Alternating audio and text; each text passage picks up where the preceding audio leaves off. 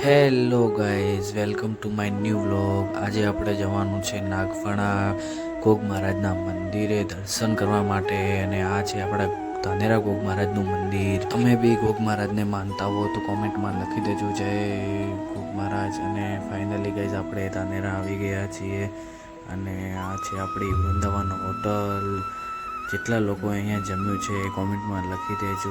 અને આપણે ધાનેરા મામા બાપજીના મંદિરથી હવે નીકળી ગયા છીએ પેટ્રોલ પુરાવા માટે. પેટ્રોલ પુરાવી દીધું છે અને હવે આપણે નીકળી ગયા છીએ નાગફણા ગામ માટે. અને ફાઇનલી આપણે ટેટોડા આવી ગયા છીએ દર્શન હોટલમાં નાસ્તો કરવા માટે. અને અમને અહીંયા એક બ્લોગર મળ્યા હતા, એ ઇન્ડિયા ટુ લંડનનો ટૂર કરી રહ્યા હતા. એમના જોડે વાતચીત કરીને ફાઇનલી આપણે નાગફણા ગામે આવી ગયા છીએ. જુઓ અહીંયા કેટલી બધી ટ્રાફિક છે મંદિર પર.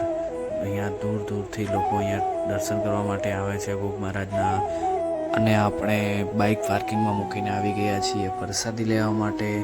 અને પ્રસાદી લઈને આપણે ફાઇનલી મંદિર પહોંચ્યા તો અહીંયા ઢોલ વગાડી રહ્યા હતા. અને સામે જે મંદિર છે એક રામાપીરનું મંદિર છે અને એક ગોગ મહારાજનું મંદિર છે. અને આપણે ફાઇનલ દર્શન ગોગ મહારાજના કરી દીધા છે. તમે કોમેન્ટમાં લખી દેજો જય ગોગ મહારાજ.